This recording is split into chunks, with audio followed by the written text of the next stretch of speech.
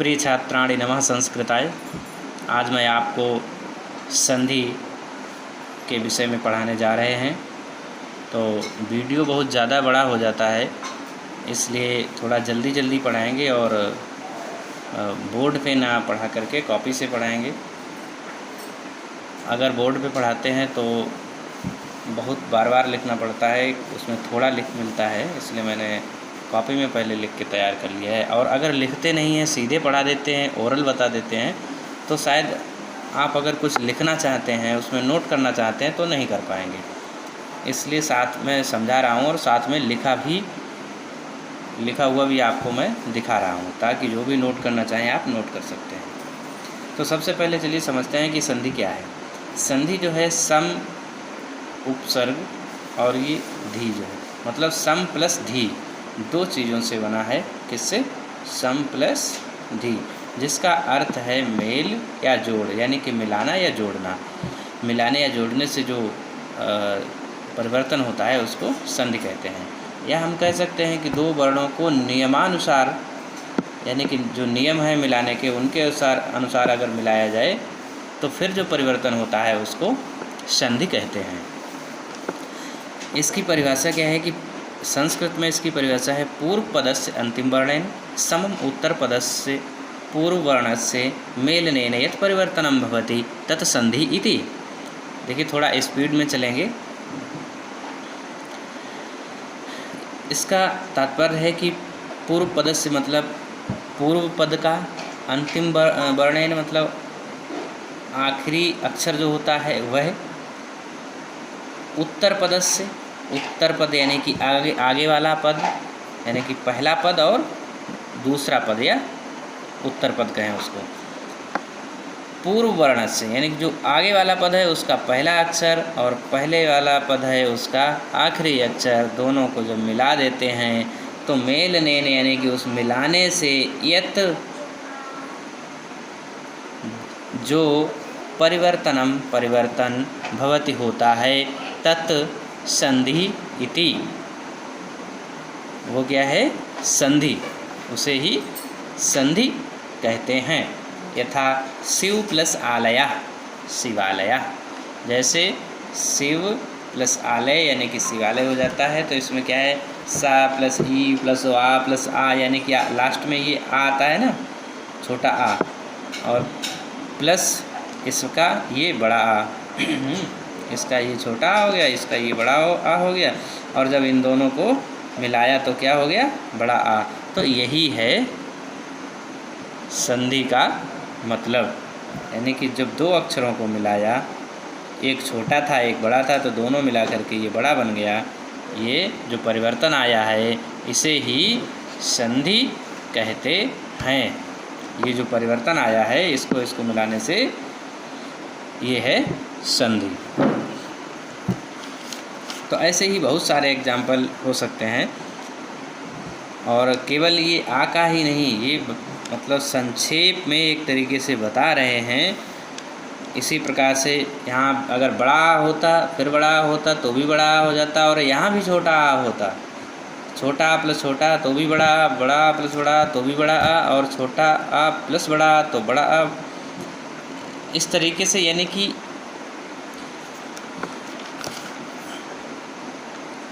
आपके समझ में आ गया होगा। मतलब जो संधि जो हुई है इसमें जो परिवर्तन आएगा वो क्या होता है? वही संधि कहलाती। जो बदलाव आते हैं उसी को संधि कहते हैं। चलिए आगे अब देखिए संधि के प्रकार कितने होते हैं। संधि के 3 प्रकार हैं, क्योंकि 3 प्रकार के वर्ण हैं, इसीलिए 3 प्रकार की संधि है।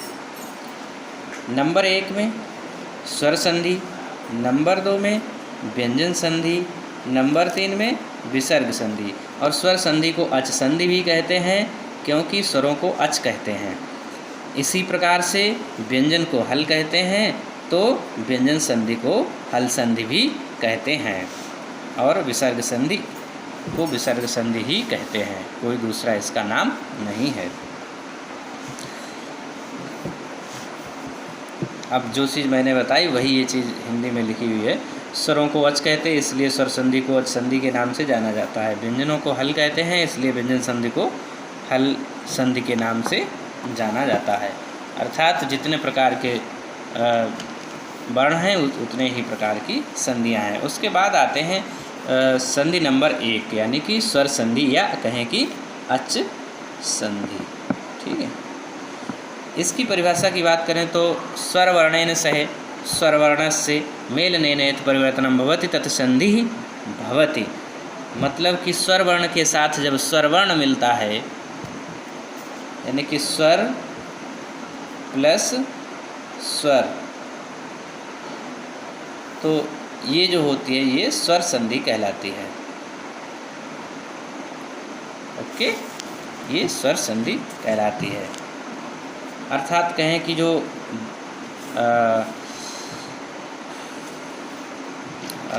शब्द होता है उसका जो पहले शब्द का जो आखिरी अक्षर है वो स्वर होना चाहिए और दूसरे शब्द का पहला अक्षर जो है वो स्वर होना चाहिए। जैसे ये देखो लिखा है पाठ प्लस आरंभा पाठारंभा, यानी कि इसका आ है, ये जब इसको वर्ण विच्छेद करेंगे तो ये आ हो जाएगा यहाँ पे, और ये तो आ दिखाई दे रहा है बड़ा आ, तो ये दोनों को मिला के ये बड़ा आ बन गया। अभी जैसे एग्जाम्पल में समझाया था उसी प्रकार से, तो ये स्वर संधि की पहचान है।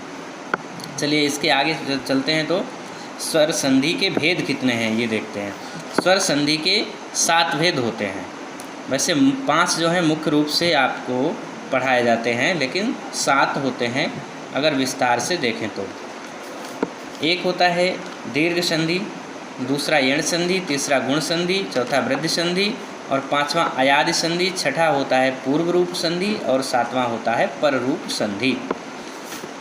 चलिए तो दीर्घ संधि में आते हैं। दीर्घ संधि का एक सूत्र है अका सवर्णे दीर्घा, अकह सवर्णे दीर्घा।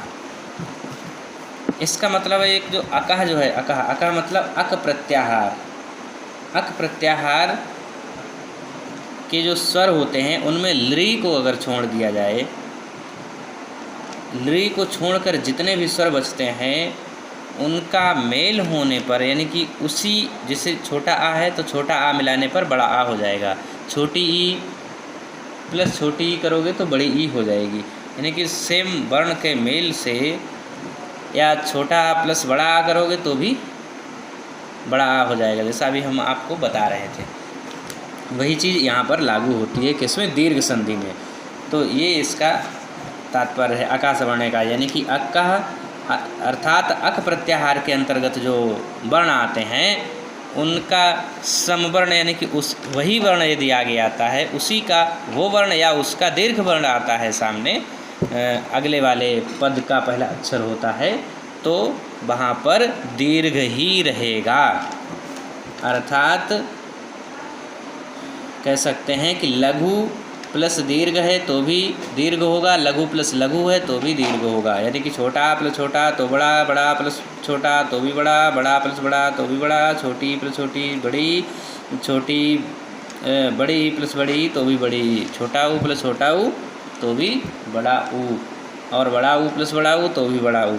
रिर छोटी रिर प्लस छोटी रिर तो भी बड़ी रिर, यानी कि जे वाली ये प्लस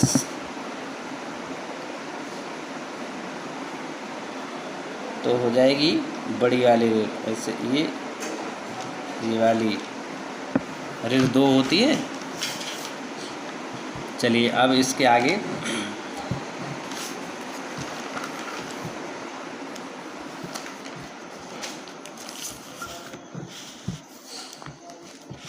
तो इसकी यदि संस्कृत में परिभाषा देखें तो होगी आ ई उ रिर ह्रस्वेभ्यो दीर्घेभ्यो वेति वर्णेभ्यः परम आ ई उ रिर वेति स्वरा दीर्घा वा वर्णा भवन्ति तयो मेलनेन दीर्घा भवति। इसका तात्पर्य हुआ कि छोटा छोटी छोटा उ रिर, ये जो ह्रस्व वर्ण हैं इनके सामने दीर्घ आ जाएं, इनके अर्थात यही आ जाएं तो भी दीर्घ हो जाएंगे। अगर यही इसके आगे आते हैं तो भी ये दीर्घ हो जाएंगे, और ये ना आकर के ये आ जाएं तो भी यही आएंगे, यानी कि दीर्घ हो जाएंगे। अर्थात बड़ा आ, बड़ी ई, बड़ा ऊ और बड़ी रिर लिखे जाएंगे। जैसे कवि प्लस इंद्रा, कवि इंद्रा है, कवि प्लस इंद्रा, कवि इंद्रा, यानी कि छोटी ई थी, ये भी छोटी और ये बड़ी ई बन गई। इसके बाद अब इस बहुत सारे एग्जाम्पल हैं, बहुत तरीके हैं समझाने के, लेकिन वीडियो बहुत ज़्यादा बड़ा होता जा रहा है, इसलिए मैं अतिशीघ्र आगे बढ़ने की कोशिश करता हूँ। अब दूसरे नंबर पे आती इण संधि। इसका सूत्र है इको एड़ची, इको एड़ची, यानी कि इसका इक प्रत्याहार, इक प्रत्याहार अर्थात इक प्रत्याहार के वर्णों, अर्थात इक प्रत्याहार में कौन से आते हैं? ई है, ऊ है, रिर है और लृ है। तो ये इक प्रत्याहार के वर्ण हैं। तो इनके साथ भिन्न स्वरों का मेल होता है तो क्या हो जाता है? तो इण प्रत्याहार का रूप ले लेते हैं। ये इण प्रत्याहार क्या है? जैसे पहला सूत्र जो हैवर्ट है वर्ट, ये गलत कर दिया, ये हैवर्ट, और दूसरा ये, तो इण यानी कि जे वाला या जो है ये यहाँ से लेकर के ये बन गया, ये हो गया इण, क्योंकि ये वाला और प्लस ये वाला, तो या प्लस जे अड़ा, तो ये हो गया इण। तो ये क्या हो गया? इको एड़च, यानी इको जो है वो इण में, इक जो है वो इण में परिवर्तित हो जाता है। अर्थात या वा रा ला बन जाता है। इक प्रत्याहार की जगह इण प्रत्याहार हो जाता है, ये सूत्र आपका बताता है। अर्थात इक प्रत्याहार के वर्णों ई, ऊ, रिर, लृ के साथ भिन्न स्वरों का मेल होता है तो वह इण प्रत्याहार के अंतर्गत आने वाले वर्णों या वाराला में बदल जाते हैं। जैसे यदि प्लस अपि, यद्यपि, तो ई प्लस आ, तो ये क्या बन गया? या बन गया। यहाँ पे ये ई है और प्लस छोटा आ है, तो ये क्या बन गया? या बन गया, जे वाला ये।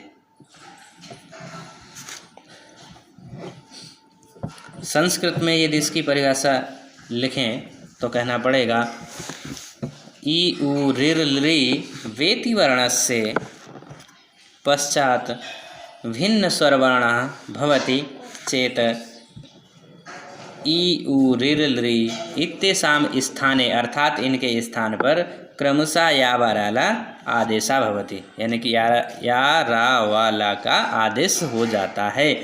यथा यदि प्लस अपि, यद्यपि, मधु प्लस हरि, मध्वरि, वधु प्लस आगमन, वध्वागमन, पितृ प्लस आदेशा, पित्रादशः, लृ प्लस आकृति, लाकृति।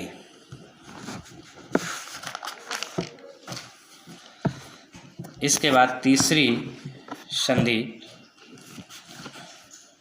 जो गुण संधि होती है, यह है, इसका सूत्र है आद गुणा। अर्थात छोटा आ बड़ा जो है इसके साथ में ई, ऊ, रिर और लृ का मेल अगर होता है तो उसी क्रम के अनुसार ए, ओ, अर, अल में बदल जाता है। कैसे? जैसे पर प्लस उपकारः, यानी कि ये छोटा आ है, ये छोटा ऊ है, तो आप प्लस ऊ, अब यहाँ पे बड़ा आ होता तो भी वही चीज़ आती है, छोटा है तो भी वही चीज़ आएगी। तो आप प्लस ऊ क्या हो गया? ओ, यानी कि परो, पर प्लस ऊ, पर प्लस उपकार अर्थात परोपकार, ये ओ बन गया।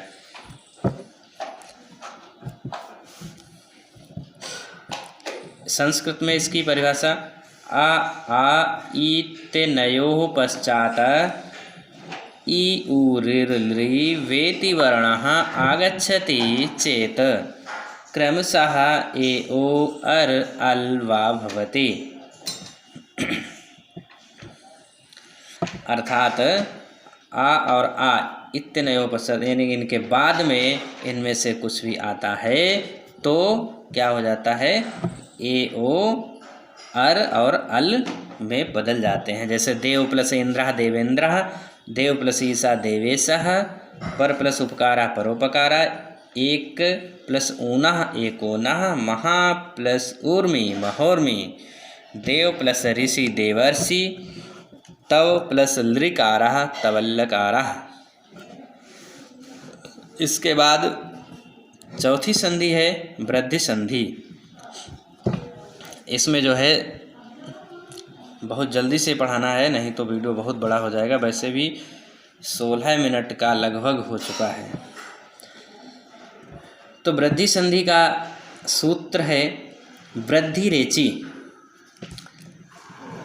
जिसका तात्पर्य है कि जो छोटा आ होता है और बड़ा आ, इनका मेल ए ओ औ से अगर होता है तो क्रमशः ये वृद्धि होकर के यानी कि बड़े होकर के ए औ में बदल जाते हैं। जैसे आ प्लस ए है तो ए हो जाएगी, हैं? तो ए नहीं रहेगी, मतलब ए और औ दो में ही आ जाएंगे, दो ही रह पाएंगे, छोटे वाले कोई भी नहीं रहेंगे इसमें से, चाहे इसकी हो या इसकी हो या इसकी हो, तो ए और औ में बदल जाएंगे।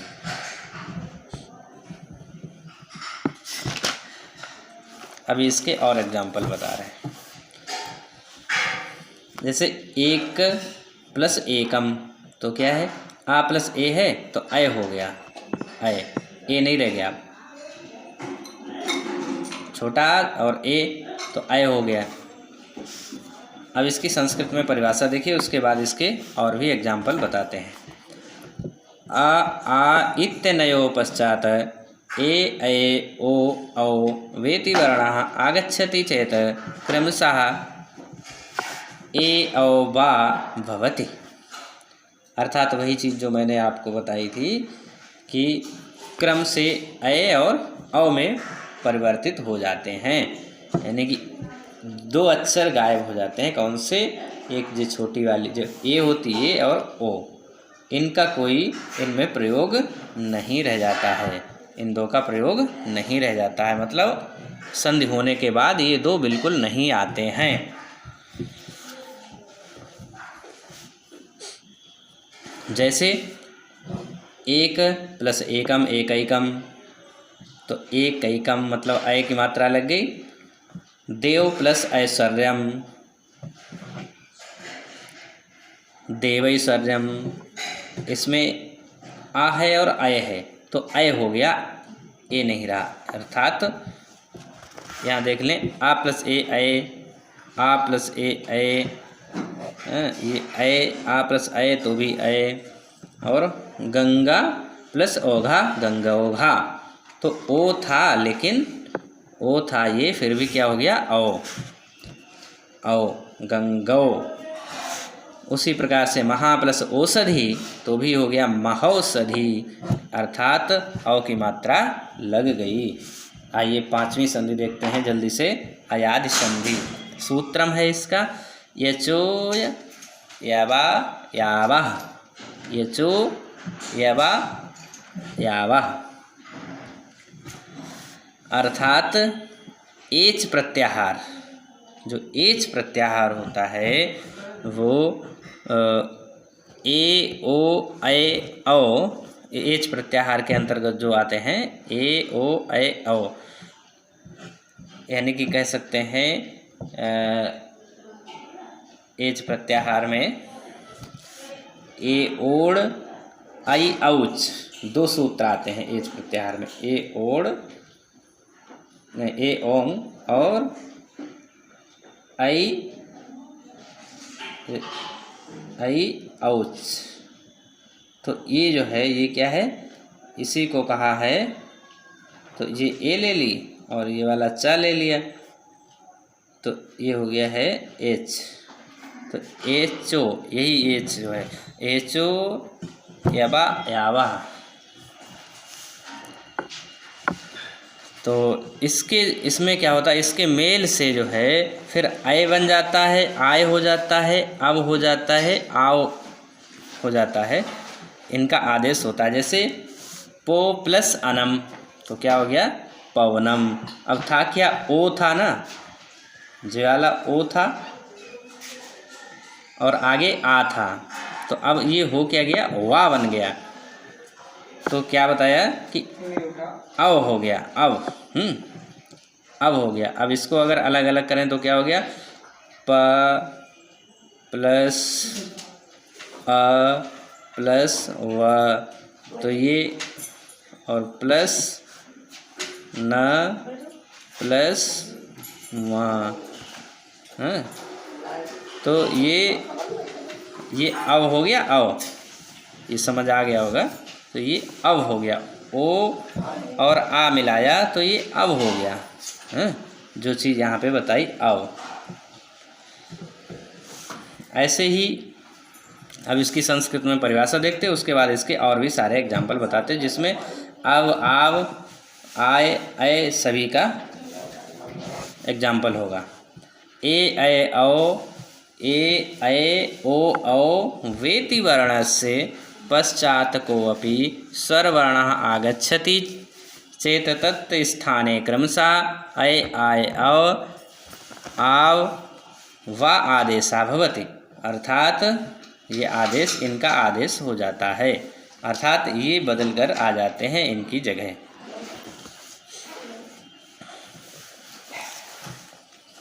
जैसे ने प्लस अनम नयनम, अब क्या था, ए और प्लस आ है, तो ये क्या हो गया, अय हो गया, नए यानी कि अय। जब इसको विच्छेद करेंगे तो ना प्लस छोटा आ होगा, और या तो नय अय हो गया, तो अय का प्रयोग हो गया। गए प्लस अका गायका, यानी कि अय प्लस आ तो आय हो गया।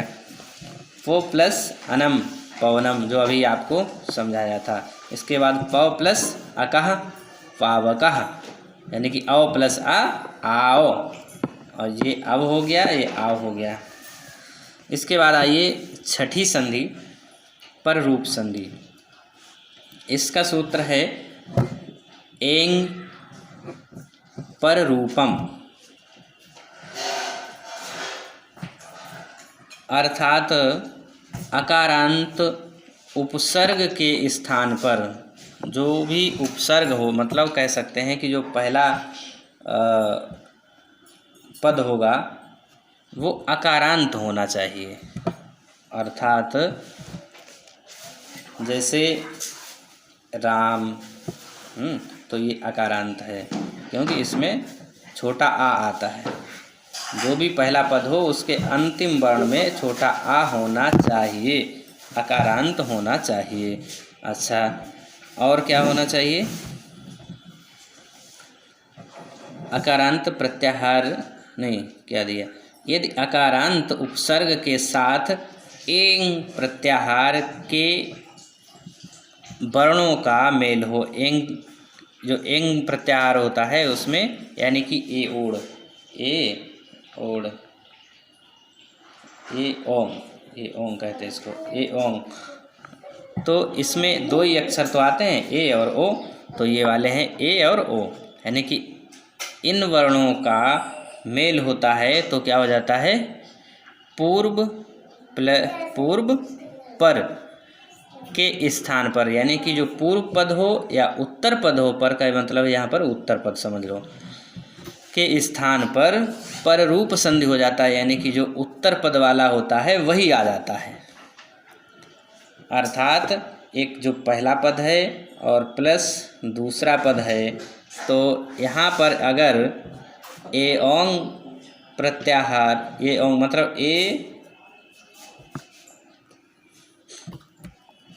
एक मिनट, यहाँ पर अकारांत, यहाँ पर अकारांत है अगर, और यहाँ पर ए ओंग या अर्थात ए या ओ है, तो क्या होगा, तो इन्हीं में से आएगा, इनमें से अकारांत का हट जाएगा और ये हो जाएगा। अर्थात इसीलिए कहते हैं इसको पर रूप संधि, क्योंकि बाद वाला आता है। पर का मतलब है इससे ये बाद वाला अर्थात दूसरा। पर मीन्स दूसरा, ये तो आपने सुना भी होगा। पर मीन्स दूसरा, जैसे परोपकार, तो पर प्लस उपकार यानी कि दूसरों का उपकार, तो अकारांत प्लस ए ओ आता है तो फिर ए ओ ही हो जाता है यहाँ पर। इसके बाद अंतिम देखिए, बिल्कुल पूर्व रूप संधि। अब ये उसका बिल्कुल अपोजिट है एक तरीके से। उसमें क्या था कि बाद वाला हो जाता है, और इसमें क्या होता है, जो इक्वल टू में पहले वाला आ जाता है। जो पहले होता है वो आता है और बाद वाला कैंसिल हो जाता है। एंग पदांत अदति, यदि पूर्व पद के अंत में एंग अर्थात ए ओ जो अभी आपको बताया था आए, अभी उसमें क्या था कि अकारांत आए पूर्व पद में, लेकिन यहाँ पर ए या ओ आए। ठीक, इसमें ए या ओ होना चाहिए प्लस के पहले। उसके बाद ह्रस्व आ अथवा बड़ा आ, ह्रस्व आ या दीर्घ आ, अर्थात यहाँ पर छोटा आ अथवा बड़ा आ, दोनों में से कुछ भी हो तो क्या होगा, यहाँ पर इनमें ये वाला आ जाएगा पूर्व रूप, यानी कि ए ओ बनकर आ जाएगा। ए ओ ये आएंगे, इसलिए ये होती है क्या, पूर्व रूप संधि। यानी कि पूर्व रूप में आ जाए पहले वाले में, पूर्व मतलब पहला वाला अगर आ जाए तो पूर्व रूप संधि, और बाद वाला दूसरा वाला आ जाए तो पर रूप संधि। तथा उसके बाद ह्रस्व आ आए तो दोनों के स्थान पर पूर्व रूप संधि का आदेश होता है, अर्थात पहले वाला आ जाता है। जैसे अंते प्लस अपि, तो इसमें क्या है, अंते यानी कि ए है और प्लस अपि आ है, तो ये क्या हो गया, अंते अपि, तो ए हो गई, आ हट गया। और ये चीज़ ध्यान रखनी पड़ेगी कि जब भी पूर्व रूप संधि होगी तो ये वाला निशान जो है ये जब से आएगा, ये जो यस की तरह होता है, इंग्लिश के यस की तरह और हिंदी के उसके इंग्लिश के 5 की तरह का है, ये वाला ये बीच में अवश्य आता है पूर्व रूप संधि में। इसके और भी बहुत सारे एग्जाम्पल हैं। चलिए, वीडियो बहुत बड़ा हो रहा है तो इसको आज यहीं छोड़ते हैं। यदि इस संधि को पढ़ाने का फिर से मौका मिला तो इसकी जो भी छोटी छोटी चीज़ें बची होंगी उनको पुनः पढ़ाएंगे। जय हिंद, नमस्कार।